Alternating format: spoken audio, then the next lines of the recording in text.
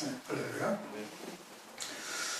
네, 오늘은 요한복음 1장 43절부터 51절까지의 말씀을 우리가 교독을 했습니다.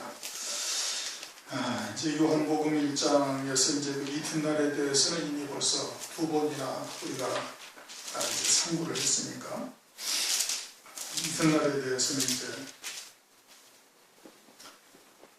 넘어가고 이튿날 예수께서 갈릴리로 나가려 하시다가 빌립을 만나 이르시되 나를 쫓으라 그렇게 말씀하셨죠. 예수께서 갈릴리로 가신다, 갈릴리로 가신다라는 것이 그냥 단순히 갈릴리로 가신다는 뜻이 아니라 그것은 하나님의 말씀을 이루시는 겁니다. 이사야서 9장 1절 2절을 보면 이방의 땅 갈릴리에 흑암 중에 거하는 자들에게 빛이 비쳤다. 이사야서 9장 1절에 이미 이사야 선지자로 예언을 하신 거예요. 갈릴리 땅에 가셔서 참빛 되시는 주님이 그 빛을 비추시는 거예요. 생명의 빛을 비추시는 것이죠. 주의 말씀을 증거해서 살릴 자를 살리시는 역사가 이루어지게 되는데 그러한 하나님의 말씀의 성취를 위해서 갈릴리로 가시라 하시다가 이런 뜻인 겁니다. 말씀을 이루시는 거예요. 우리의 삶도 하나님의 말씀을 쫓아 그 말씀을 이루시는 삶이 되어야 되는 거예요. 주님은 이 땅에서 공생애를 사실 때 항상 그와 같이 사신 거예요. 성령에 이끌려서 아버지의 뜻을 이루러 이 땅에 오셔가지고 그 뜻을 온전히 이루신 거거든요. 그럼 우리도 역시 마찬가지로 하나님의 자녀들인 우리에게도 성령을 부어주셔서 하나님의 뜻이 무엇인지를 깨닫게 하시고 그 뜻을 쫓아 믿음으로 살아갈 수 있게 하시는 거예요. 이제 그 과정이 자꾸 이제 우리가 여러 가지 생각도 들어가고 또 가족의 문제 또는 뭐 기타 등등 여러 가지 사람들과의 관계 또 뭐 이런 모든 것들이 이제 어우러지다 보니까 자꾸 복잡해져서 그러는 것이지 아주 단순해야 되는 거예요. 사도 바울은 빌립보서 1장에 보면 내게는 사는 것이 그리스도다 이거예요. 내게는 사는 것이 그리스도니 죽는 것도 유익하다. 그 그리스도 외에는 아무것도 없는 거예요. 나는 그냥 그리스도의 이름이 존귀히 여기도록 위하여 있는 존재다 이거예요. 사는 것이 그리스도다 이거예요. 그럼 우리는 어떻게 해야 되는 거예요? 우리도 역시 마찬가지예요. 하나님의 말씀이 내게 자리하셔서 그 말씀을 이루는 삶이 되어야 되는 거예요. 그게 그리스도로 사는 거예요. 말씀을 믿는 믿음으로 사는 것이고 성령의 인도함을 받는 것이다 이겁니다. 주님이 지금 그렇게 가시는 것이죠. 그렇게 가셔서 흑암의 땅 사망의 그늘에 앉아있는 자들에게 생명의 빛을 비추시는 거예요. 그래서 빌립과 같은 자를 갖다가 부르셔서 주님의 제자로 삼는다 이겁니다. 빌립을 만나 이르시되 나를 쫓으라. 그래서 빌립이 주님의 뒤를 쫓게 돼요. 결과는 그렇게 되는 거죠. 그리고서는 그 첫 번째 증거가 뭐예요? 45절에 빌립이 나다나엘을 찾아서 이르되 우리가 모세와 선지자들이 기록한 그 메시아를 내가 만났다 이거예요. 증거하는 거예요. 자기가 빛이 되었으면 어떻게 돼? 빛을 발하는 자가 되는 거예요. 생명의 말씀이 들리게 되어지고 믿음으로 받게 되어지면 그 말씀이 우리의 심령 속에 새겨지는 거죠. 그 말씀을 믿는 믿음으로 사는 것이죠. 그러면은 내가 등불이 된 거예요. 빛이 된 거예요. 그럼 빛이 되어졌으면 자연히 그 빛을 발하는 자가 되는 거예요. 어떻게 나타나요? 하나님의 말씀을 그들에게 증거하게 되어진다. 삶을 통해서도 그 빛이 나타나야 되질 뿐 아니라 실제로 입을 열어서 하나님의 복음과 진리의 말씀을 전하는 거예요. 그 빛을 발하는 것이죠. 로마서에도 보면 그 말씀이 있습니다. 로마서 10장 14절. 그런즉 저희가 믿지 아니하는 자를 어찌 부르리요 듣지도 못한 이를 어찌 믿으리요 전파하는 자가 없이 들으리요 보내심을 받지 아니하시면 어찌 전파리요 기록된 바 아름답다 좋은 소식을 전하는 자들의 발이요 함과 같으니라. 전하는 자가 있어야 들을 수 있고 들을 수 있어야 영접하고 믿을 수가 있는 거예요. 전하지도 아니하는데 어떻게 들을 수가 있고 믿을 수가 있고 그리스도를 영접할 수가 있어요. 있을 수가 없는 것이죠. 그러니까 전하는 자들의 그 발걸음이 참으로 아름답다. 평안의 복음의 신을 신고 나가서 전거하는 자가 되어져야 할 것을 말씀을 하고 있는 것이죠. 우리가 좋은 약이 있으면 그 먹고 효과를 보면 어떻게 막 나가서 선전하는 거예요. 돈 받고 합니까? 안 해요.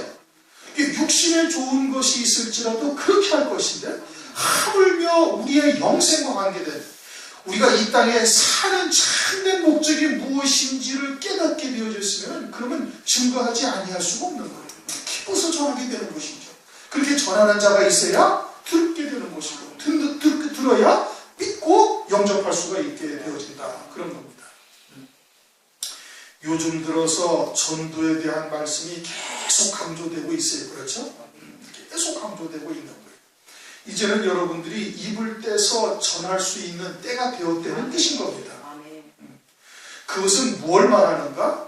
장차 환난 날에 여러분이 나가서 전하려고 해도 그냥 그 말씀을 듣고 아멘하고 받아들이고 금방금방 수긍하고 믿음으로 받아서 쫓아오는 거 절대 아니에요.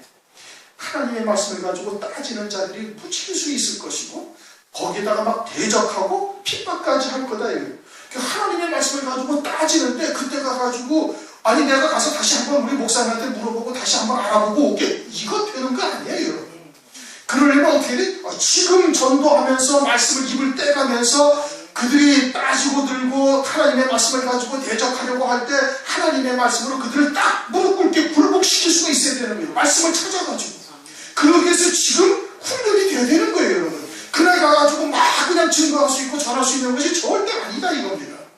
그게 될 수 있는 것이 아니에요. 그러면 지금 막 시행착오도 일으키고 또 그들한테 가서 창피도 당하고 구박도 당하고 그래가지고 돌아와서 하나님의 말씀을 또 막 찾아보고 또 기도하고 그러면서 아, 그 말씀이 어디에 있었구나 라고 확인하고 그래야 그 다음에 그와 같은 상황이 맞닥뜨렸을 때 하나님의 말씀을 딱 들이대면서 그들을 무릎 꿇게 할 수가 있는 거예요. 그게 하루아침에 말씀만 계속 듣고 있는다고 되는 것이 아니라니까요. 듣는 것과 전하는 것은 전혀 다른 거예요. 그 차원이 아주 별개의 것인 거예요. 그러니까 14만 4천의 종들의 자리에 서겠다, 믿음으로 받았다는 것은 지금부터 전하고 지금 그들과 막 대적하는 자들을 만나서 하나님의 말씀을 가지고 논쟁을 하고 하나님의 말씀을 찾아서 그들을 굴복시키고 이렇게 해야 장차 환난 날에 나가서 사명을 감당할 수가 있는 것이지, 그냥 지금 가만히 있다가 환난이 땡 하면 아, 그때 가서 말씀을 전할 수가 있다? 안 되는 겁니다. 지금도 입을 떼지 못하는데 그때 가서 입을 뗄 수가 있다? 안 되는 거예요. 물론 그때 가서 순교를 하도 첫째 부활의 영광을 입는 겁니다. 어린 양이 안에 그리스도의 신부 흰옷을 입는 거예요. 그러나 금멸관을 쓰고 24장로의 자리에 앉는 것은 다른 거예요. 그것은 환난 날에 반드시 사명을 감당하고 하나님께서 철장 권세와 예언의 권세를 주신단 말이에요. 그걸 위해서는 미리 어떻게 지금 그와 같이 때로는 대적하는 자들을 만나서 하나님의 말씀을 가지고 논쟁도 하고 또 그냥 창피도 당해가지고 다시 와서 하나님의 말씀을 뒤다 그냥 보면서 또 찾아내고 그리고서 아, 이 말씀이 여기 있었는데 왜 그때 내가 이 말씀을 전하지 못했을까, 이렇게 토탈하면서 또 하나님께 기도하고 그러면서 그것이 내 머릿속에 아주 완전히 새겨지게 되어지는 거예요. 그래가지고 그 다음에 그와 같은 자가 만나면 하나님의 말씀을 딱 펼쳐놓고 보여주면 어떻게 말씀에 딱 그와 같은 말씀이 있으면 대적을 못하는 겁니다. 자기도 하나님의 말씀을 믿는 자 아니겠어요? 그럼 말씀을 통해서 그와 같이 그들을 굴복시킬 수 있는 자리에까지 이르러야 그래야 환난 날에 예언의 권세를 받을 수가 있는 거예요. 그러니까 지금 어떻게 돼? 지금 입을 떼서 전해야 되는 거예요. 그러니까 하나님께서 계속해서 전도에 대한 말씀을 지금 계속 강조하고 계시는 거예요. 왜? 이게 때가 되었다는 거예요. 여러분 나가서 입을 열어서 증거할 때가 되었다는 거예요. 그리고 그와 같이 때로는 핍박도 당하고 구박도 당하고 창피도 당하고 그래야 하나님의 말씀을 더 집중해서 보고 집중해서 듣고 하나님의 말씀이 어디에서 짝이 되어져서 연결되어지는지를 정확하게 깨닫게 되어지는 거예요. 수치로 당해봐야 말씀에 대한 이것이 더 새로워지는 거예요. 그래야 다음에 내가 그런 말씀을 증거할 때 어떻게 증거해야 될지를 길도 찾게 되는 일들이 이제 있게 되는 것이죠. 그래서 44절 나를 쫓아라. 주님을 쫓으면 어떻게 된다는 거예요? 보좌 우편 영광에까지 이르게 된다는 거예요. 그것이 셋째 날에 나타난 역사예요. 빛을 비춘 것이 그것을 비춘 거예요. 이제 사벌되던 날 갈릴리간에 혼인이 있다라는 것이 그것을 의미하고 있는 것이죠.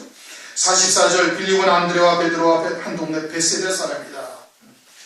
베세다라는 곳이 성경에 많이 등장을 해요. 누가복음 9장에 가면 오병이어의 이적도 베세다고, 마가복음 9장에 가면 베세다에 두 소경이 앉아있다가 주님으로부터 고침을 받기로 어마어마한 이적을 본 거예요. 그런데 이 이적을 보고도 주님을 영접지 아니한 거예요. 그래가지고 마태복음 11장에 가면 화가 있다. 베세다야 내가 너희들에게 보여주었던 그 증거를 갖다가 두로와 시돈에서 보여주었다면 저들이 벌써 제 가운데 앉아서 회개했을 것이다. 옛날에 있던 두로와 시돈에 이와 같은 증거를 했다면 그들이 다 회개했을 것인데 너희들은 어떻게 회개도 하지 아니하고 영접도 하지 아니하고 그러고 있으니 화가 있다. 그러나 그러한 가운데서도 빌립과 베드로와 안드레와 같은 이와 같은 신령들이 있음을 말씀하고 있는 거예요. 예비된 자들이 있다 이겁니다. 그들이 누군지 표면적으로 나타나지 않냐는 거예요. 그러니까 어떻게 해야 돼? 때를 얻든지 못 얻든지 하나님의 말씀을 전해야 되는 거예요. 그러면은 택하신 자들은 그 말씀을 통해서 아주 생수가 솟구치는 기쁨을 맛보면서 다가오게 되어져 있는 거예요.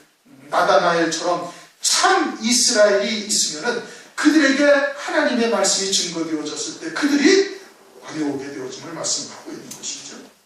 45절 빌립이 나다나엘을 찾아가 이르되 모세가 율법에 기록하였고 여러 선지자가 기록한 그 일을 우리가 만났으니 요셉의 아들 나사렛 예수다. 그렇게 말씀하고 있습니다. 율법에 기록하고 여러 선지자에 기록한 이 요셉의 아들 나사렛 예수다. 율법에 기록했다는 것은 창세기부터 쭉 말라기까지 기록되어져 있는 것을 말씀하고 있는 거예요. 율법과 선지자들이 말했다는 것은 창세기 3장에 여자의 후손이 있죠. 창세기 신명기 18장 18절 15절에 그 선지자가 있죠. 레위기서의 제사 제물이나 누구를 말하는 거? 예수 그리스도를 말하는 거. 이사야 선지자가 말씀하죠. 미가서에 있죠. 시편에도 무수히 그리스도에 대한 말씀을 쭉 말씀을 하셨는데 그분이 바로 나사렛 요셉의 아들 나사렛 예수다. 요셉의 아들이라는 것은 다윗의 자손이라는 거예요. 그것은 에레미야서나 또는 시편에나 무수히 말씀을 하고 있는 거예요. 이사야서에도 또 다윗의 위에 앉아서 그 나라를 굳게 세우고 이사야서 9장 7절에 그렇게 말씀을 하고 있습니다. 그러니까 다윗의 자손으로 메시아가 오실 것인데 요셉이 바로 다윗의 자손이었던 거예요. 그 다음에는 요셉의 아들 나사렛 예수라. 이것이 모세의 오경이나 또는 선지서에 어디에 기록되어져 있는가? 정확하게 나사렛 예수라고 성경에 기록되어져 있는 곳은 없어요. 창세기로부터 말라기까지 나사렛 예수다라고 기록되어져 있는 곳은 없어요. 나사렛이라는 동네의 이름을 빌어서 나사렛이라는 동네에서 나실 것이다 라고 말씀하신 것은 없어요. 오히려 베들레헴은 있죠. 베들레헴이 미가서 5장 2절에 베들레헴에서 나실 것이 있잖아요. 그렇게 나사렛이라는 것은 모르는 거예요. 그런데 이거는 선지서에는 성경이 지금 선지자들이 말했다. 선지자들이 말했다라는 것은 선지서에 기록이 되어져 있다는 뜻이에요.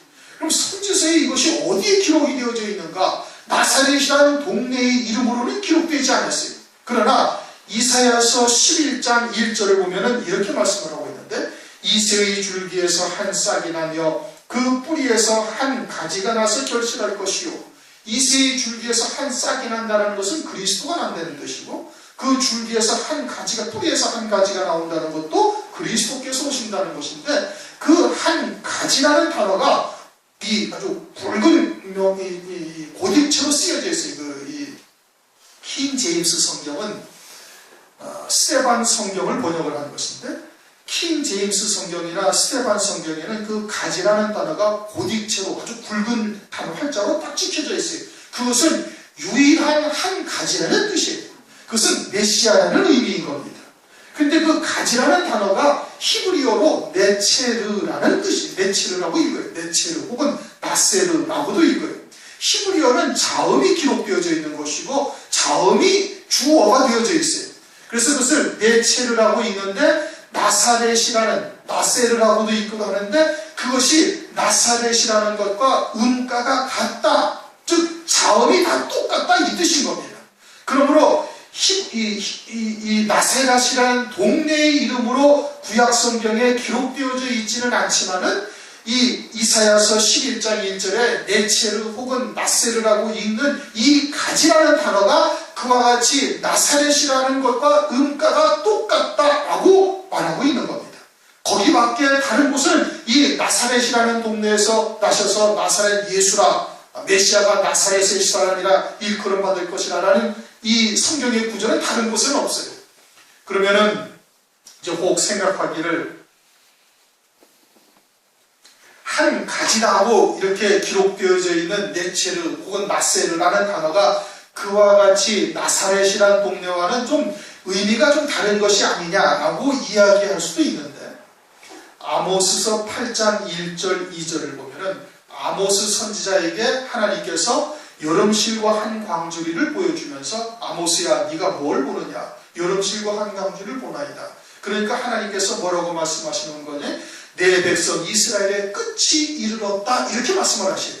그러면서 그 여름실과라는 히브리어와 끝이라는 히브리어가 또 자음이 똑같아요. 여름실과라는 히브리어는 카이츠라고 발음을 하고, 끝이라는 단어는 캐츠라고 발음을 해요. 모음이 조금 하나가 더 들어가서 카이츠, 캐츠 이런 뜻인 겁니다. 그 자음이 똑같으니까 하나님께서는 이 발음이 똑같은 그것을 이제 음가가 똑같다고 이야기를 하는데, 그렇게 같은 단어를 가지고 하나님의 뜻을 드러내신 거예요. 그러니까 카이츠라는 단어를 통해서 캐치라는 것을 연상시키시고, 그 음가가 같은 단어를 통해서 하나님의 뜻을 드러내신 거란 말이에요. 그러니까 이 한 가지라는 네체르 혹은 나세르라는 단어를 통해서 나사렛이라는 동네를 하나님께서 말씀하시고 있음을 우리가 알 수가 있는 거예요. 이건 인정할 수가 있는 것이죠. 왜? 아모스 8장 1절 2절에도 똑같은 그런 과정을 거쳐가지고 하나님께서 하나님의 뜻을 드러내고 계심을 알 수가 있으니까. 그래서 나사렛이라는 동네가 이 동네의 이름으로는 구약 성경에 기록된 것은 없어요. 모세의 오경이나 혹은 선지서에 기록된 것은 없지만, 이사야서 1장 11장 1절에 유일하신 한 가지라는 단어를 통해서 그것을 통해서 나사렛이라는 동네를 하나님께서 은유적으로 이렇게 표현하고 계시다라고 알 수가 있는 것이죠. 그거 외에는 다른 곳은 성경에 기록되어 있는 것이 없다 이겁니다. 그러니 유일하신 한 가지, 그것은 곧 그리스도를 말씀하시는 것이고, 그 단어의 음가를 통해 가지고 그분이 나사렛이라는 동네에서 임마누엘 하심을 우리에게 깨우쳐 주시는 겁니다. 나사렛이라는 동네는 마리아가 살던 곳이죠. 그래서 거기서 성령이 하늘로부터 임마누엘 하신 곳이에요. 그러니 그와 같은 것을 통해서 이제 이 나사렛이라는 동네를 말씀을 하고 있다. 그래서 요셉의 아들 나사렛 예수니라. 이것이 모세가 율법에 기록하였고 여러 선지자가 기록하신 그분이시다라고 말씀을 하고 있는 겁니다. 46절 나다나엘이 가로되 나사렛에서 무슨 선한 것이 날 수 있느냐. 당시의 모든 유대인들은 베들레헴만 알고 있는 거예요. 지금 말씀한 것처럼 아모스 선지자를 통해서 그렇게 하나님께서 영적인 의미를 담고 계시하시는 말씀인 것을 모르고 있는 것이죠. 네체르 혹은 나세르라는 한 가지, 유일한 한 가지가 하나님의 뜻을 담고 있는 뜻이라는 이 음가가 같은, 발음이 같은 다른 이 나사렛이라는 동네를 통해서 이루신 뜻이라는 것을 깨닫지 못하고 베들레헴만 알고 있는 거예요. 베들레헴은 주님이 탄생하신 곳이에요. 탄생하셨다. 그래서 베들레헴에서 탄생하셨다 해가지고 이제 성탄절이라는 것을 오늘날 이제 그리스도인들이 만들어 놓고 지키고 있는데, 베들레헴에서 탄생하신 것이 아니라 실제로는 나사렛의 임마누엘 하신 겁니다. 그러니까 임마누엘 하셨다는 것은 하늘에 계시다가 이 땅에 육을 입고 오신 것을 말하는 것이죠.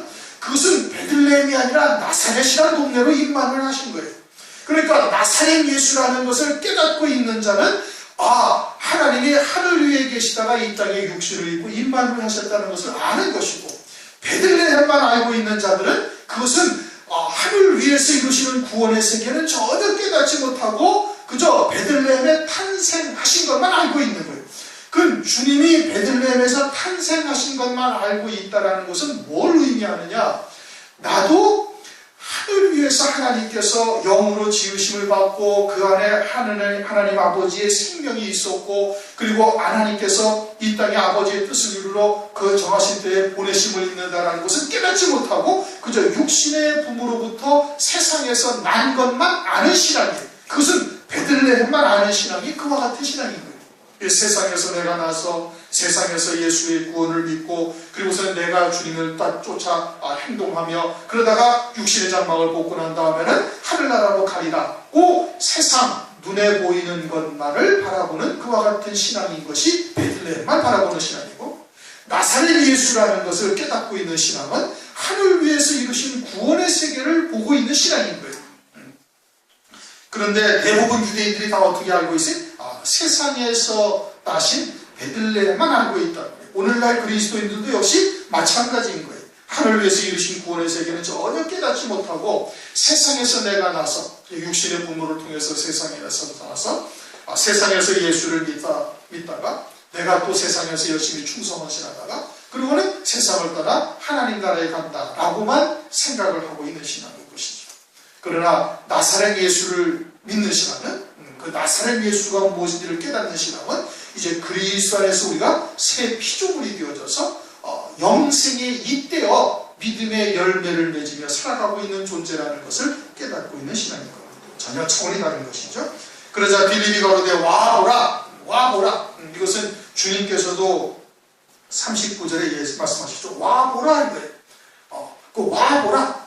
내가 있는 데를 주님이 계신 데를 그래서 가서 보니까 그분이 메시아라는 것을 깨닫는 거예요. 그러면 그분께서 주님께서 와보라 이렇게 말씀하신 것은 뭘 말하는 거예요? 주님이 창세 전에 이미 하나님 아버지로부터 말씀으로 나신 그 말씀이신 것을 가서 보고 깨닫는 거예요. 그러니까 사마리아 여인들도 사마리아 여인이 내가 그리스도를 만났다, 메시아를 만났다 하니까 와서 보고 이틀 동안 사마리아 지방에서 함께 거하시면서 주님의 말씀을 듣고는 이제는 네가 말해서 믿는 것이 아니라 우리가 보고 친히 그분을 만나고 그분의 말씀을 들어보니 그분이 진짜 메시아로구나. 그래서 당신들이 직접 깨닫고 믿고 있다 이 뜻인 겁니다. 와보라. 그래서 빌립이 와서 와보라 하니까 나다나엘이 어떻게 하나님이신 것을 고백하잖아요. 빌립도 주님께서 주님을 쫓아가서 주님이 창세전에 영으로 계신 분이요 태초에 말씀으로 계신 분인 것을 깨닫고 믿는 것이 직접 듣고 깨닫고 믿는 자가 되어야 되는 것입니다. 47절 예수께서 나다나엘이 자기에게 오는 것을 보시고 그를 가리켜 가라사대 보라 이는 참 이스라엘 사람이라 그 속에 간사한 것이 없도다. 주님이 나다나엘을 딱 보시자마자 이는 참 이스라엘 사람이다. 그냥 이스라엘 사람이라 이렇게 말하는 것이 아니라 참 이스라엘 사람이다. 참이라는 것이 진리라는 뜻인 겁니다. 그 속에 진실한 것이 있다 이 뜻인 겁니다. 진실한 것, 아주 참된 것이 있다 이거예요. 그 참된 것이라는 것은 하늘 소망 가운데 믿음으로 사는 부분이 있음을 말하는 거예요. 나사렛이라는 것은 모르지만은 베들레헴밖에 알고 있지 아니하지만 그러나 그 속에는 참된 것을 소망하는 것이 있다 이 뜻인 겁니다. 그럼 참된 것이 결국은 뭐예요? 진리요? 그것은 영생인 겁니다. 영원한 생명을 사모하며 그 영생의 소망 가운데 살고 있음을 말하는 거예요. 그러나 무엇이 참된 진리인지 영생에 이르는 길인지를 모르고 있을 뿐이지만 그 속은 참된 것이 있다. 그럼 이 말세의 지말에 참된 것을 소망하는 자는 무엇을 소망하는 거예요? 주의 재림을 소망하는 거예요. 주의 재림을 소망하는 것이 참된 것인 거예요. 그러면서 그 속에 간사한 것이 없다. 간사하다라는 것은 겉과 속이 다르다 이겁니다. 그러니까 입으로는 하나님의 나라 천국을 운운하면서 그러면 하늘에 속한 자로 영생에 잇대어 살아가야 되는 거예요. 그렇죠? 하늘나라를 소망한다. 우리는 주님의 나라를 소망하며 그 나라에서 영생할 것을 바라보며 살고 있다면 그러면 이 땅에서의 삶도 하늘 위에 영생의 삶에 잇대어서 믿음의 열매를 맺으며 살아가야 되는 것이 당연한 거예요. 그것이 겉과 속이 같은 거예요. 그런데 입술로는 하나님의 나라 천국을 운운하고 어쩌고 저쩌고 말하면서 소망하는 모든 것은 세상의 것이요 육에 속하는 것이라면 그것이 간사한 것이다 이겁니다. 그전에 한번 이 말씀을 설교하면서 그런 예를 들었어요. 흔히 이제 기도하기를 하나님 앞에 기도하기를 11조가 100만 원이 되게 하여 주옵소서. 그러면서 이제 그것도 갑을 해다가 11조를 갖다가 미리미리 드리는 이러한 신앙들이 있습니다. 그것은 하나님의 나라를 위한 그와 같은 신앙이 아니라 자기의 수입이 100만 원이 11조면은 얼마가 소득이 있기를 바란다는 얘기예요. 한 달에 1000만 원씩 소득이 있기를 바란다는 얘기예요. 그것은 하나님의 나라를 위한다기보다는 자기의 육신적인 어떤 그런 이 부요함을 추구하는 그와 같은 신앙인 것이죠.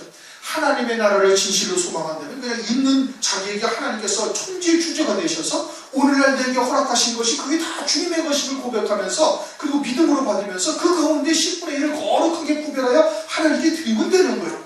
뭐 굳이 그냥 미리 가불을 하고 11조를 얼마가 되게 해달라고 하는 것은 자신의 욕심이 그 밖에 바탕에 쫙 깔려있기 때문에 그런 것이 간사한 신앙인 거예요. 간사한 신앙인 거예요. 또 우리가 하나님의 말씀을 믿는 믿음으로 산다는 것은 겉사람은 날로 후패해져 가야 되고 속사람은 날마다 강건해져 가야 되는 거예요. 속사람이 강건해져 간다는 것은 뭘 말하는 거예요?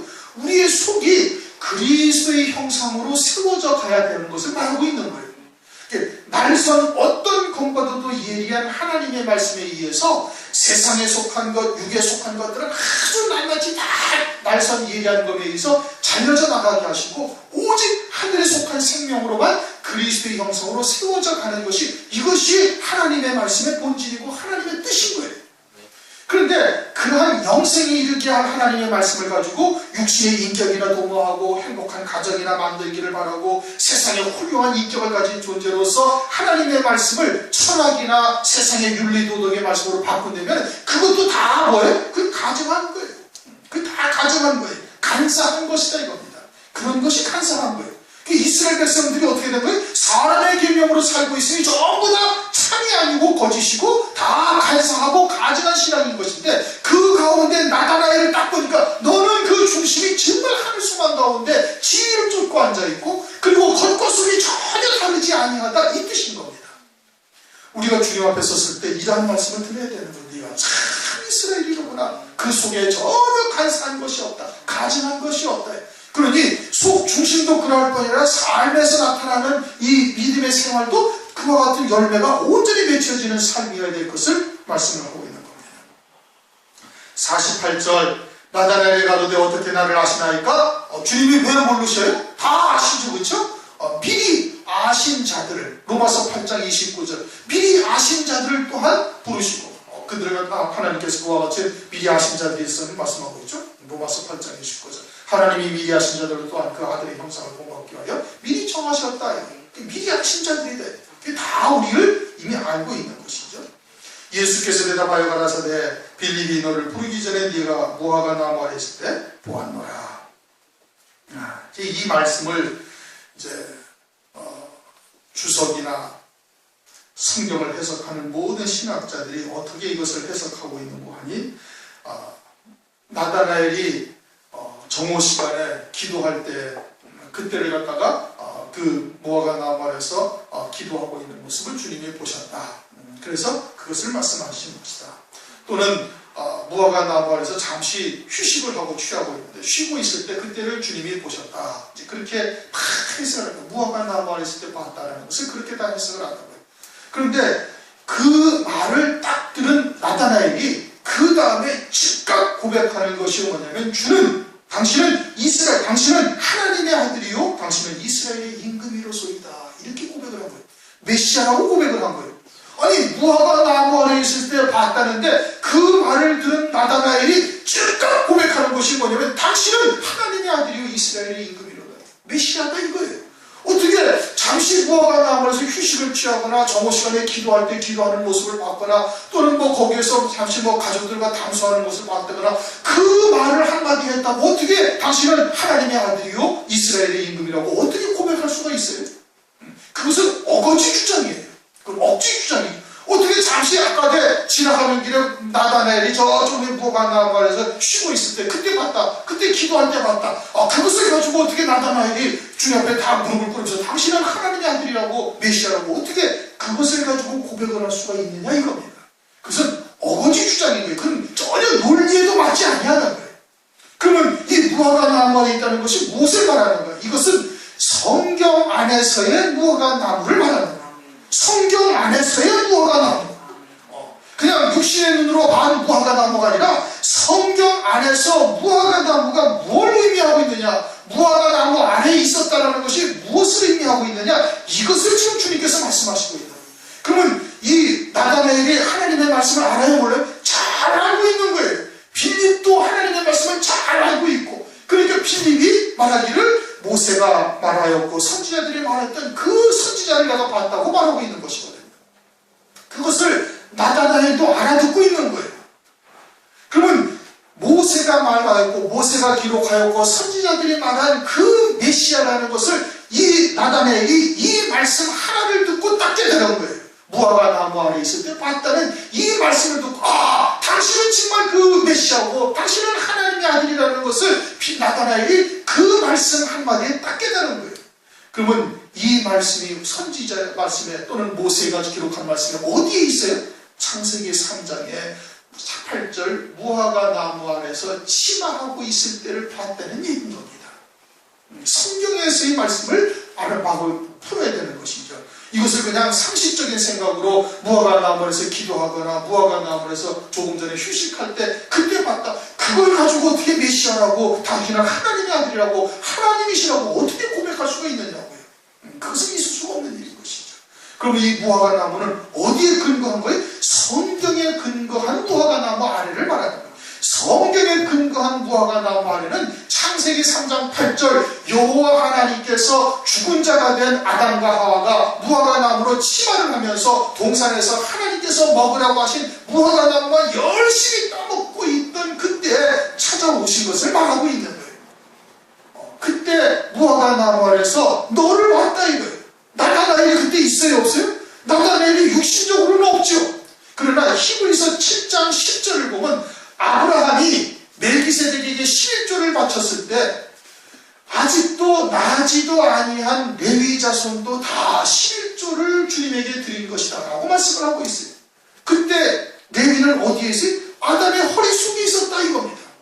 아담의 허리 속에 있었던 하나님의 택한 모든 자녀들이 그때 멜기세덱에게 11조를 드렸던 것이다 이거예요.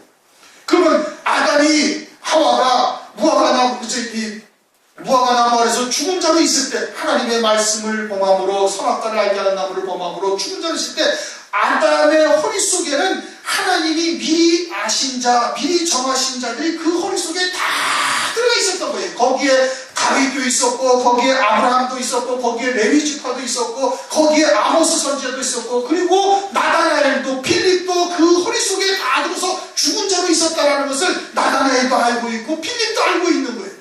그 무화과 나무 아래서 내가 아담의 허리 속에서 죽은 자로 있었던 그때 찾아오신 여호와 하나님이신 것을 나다나엘이 이 말씀 한마디를 듣고 딱 깨달았다 이 뜻인 겁니다. 그러니까 당신은 하나님의 아들이시요 당신은 그리스도요 메시아의 이스라엘의 임금이로소이다라고 즉각 딱 고백을 한 거예요. 내가 무화과 나무 아래에서 아담의 허리 속에서 죽은 자로 있을 때 그때 산자가 되었음을 알려주시려고 가족옷의 구원을 깨우쳐 주시려고 주님께서 이 아담과 하와에게 찾아오실 때 그때 주님께서 나를 보셨다라고 말하고 있으니 그것은 성부 하나님이실 리는 없고 멜기세덱으로 계시던 성자 하나님이요 그리고는 당신이 이스라엘의 임금이로소이다 라고 고백을 할 수가 있다 이겁니다. 조금 전에 식사하고서 휴식을 취하고 있는데 그때 봤다고 해가지고 당신은 메시아라고 고백을 할 수가 있습니까? 하나님이시라고 고백을 할 수가 있어요? 하나님의 아들이라는 것은 하나님이라는 뜻이에요. 그것을 어떻게 그렇게 고백을 할 수가 있어요? 그렇게 고백을 할 수가 없는 거예요. 그것은 전혀 논리적으로 전혀 맞지 않는 말인 거예요.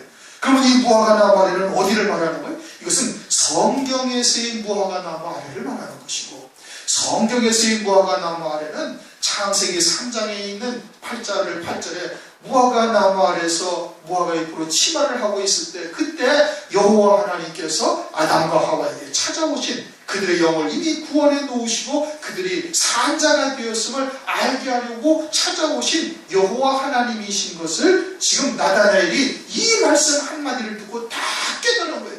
그러니까 즉각 딱 하나님 앞에 당신은 하나님의 아들이요 당신은 이스라엘의 임금이로소이다 라고 고백을 하고 있는 겁니다. 하나님의 아들이요 당신은 이스라엘의 임금이로소이다. 다시가 말하는 메시아다 이겁니다. 메시아다. 그러자 50절 예수께서 대답하여 가라사대 내가 너를 무화과 나무 아래서 보았다므로 믿느냐? 네 영이 그때부터 산자였다 라고 내가 너한테 말하니까 너가 그것을 믿고 있느냐? 네가 그 영이 산자였다 하셨다라는 것을 믿는다면 이보다 더 큰 일을 보리라 이 뜻인 겁니다.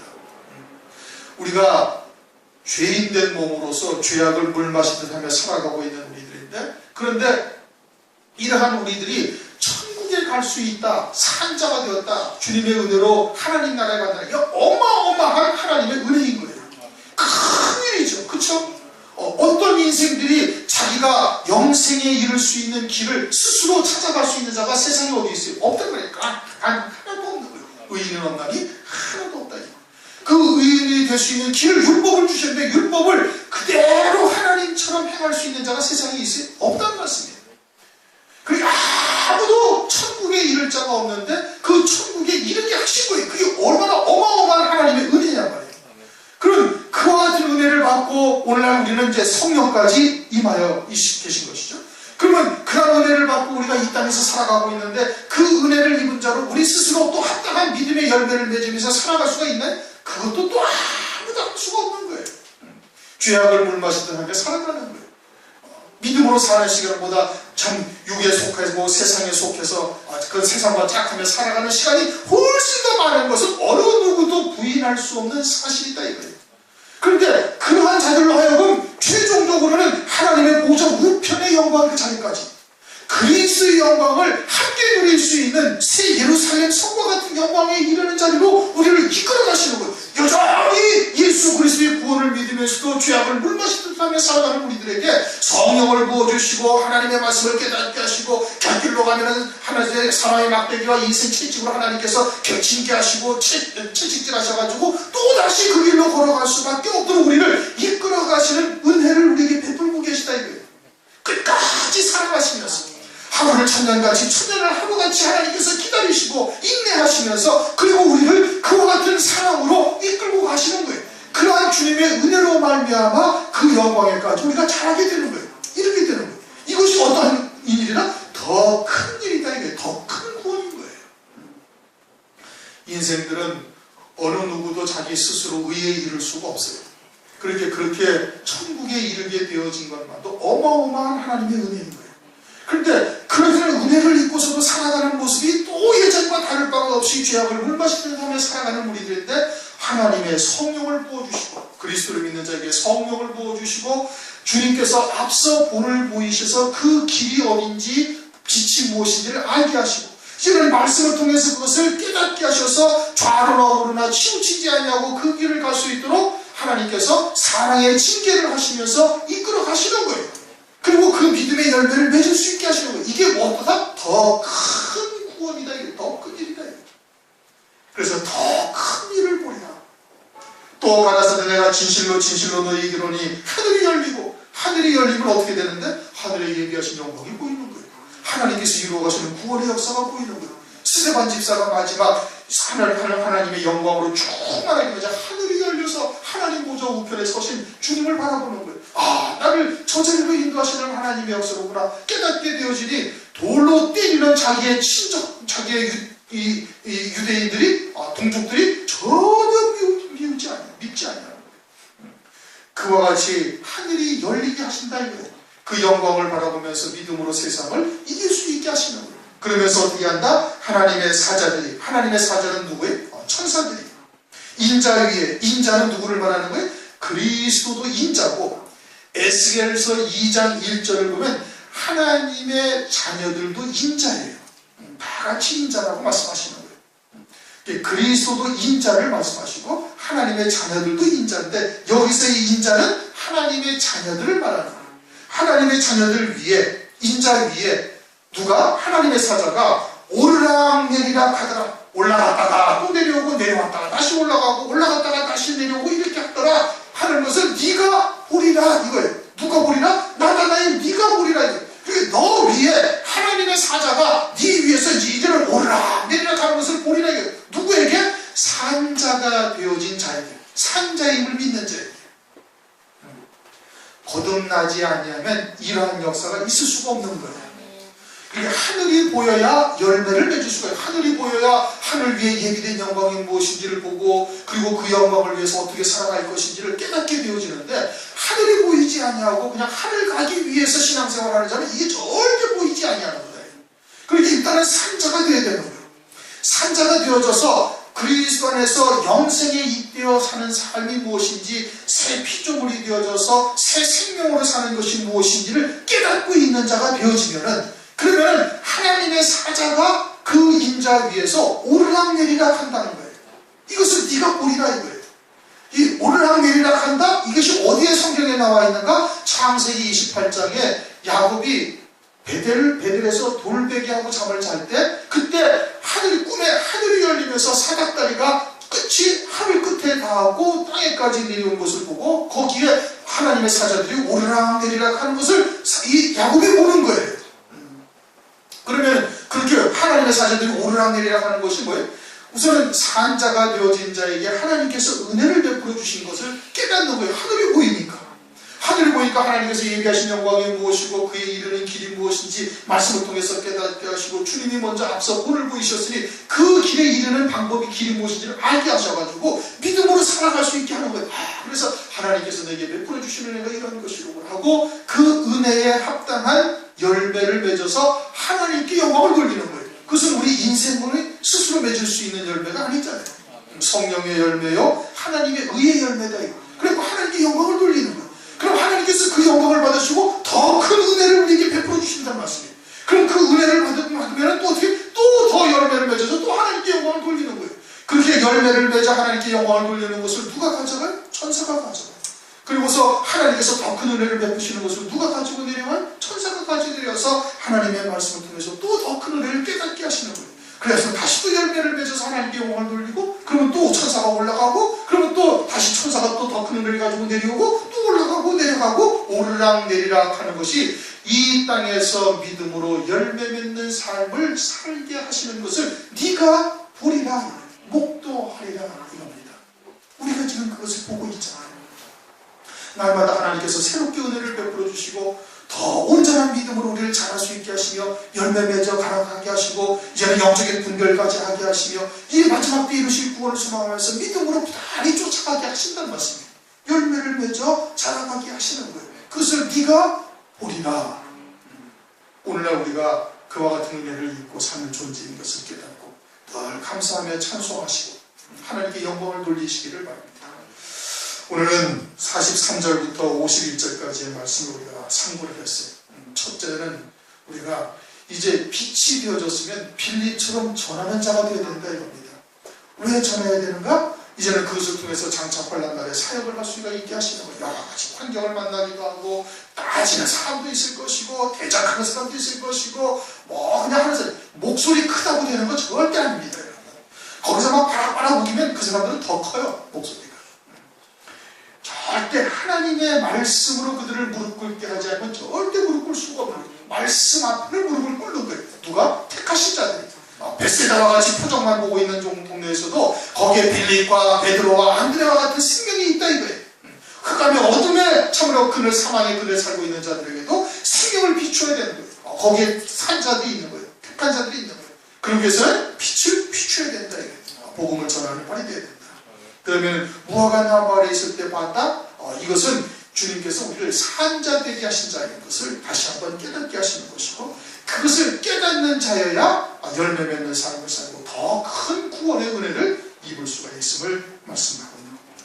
그런 은혜 우리가 다 함께 이루시기를 주님의 이름으로 축원합니다. 봉독을 잠시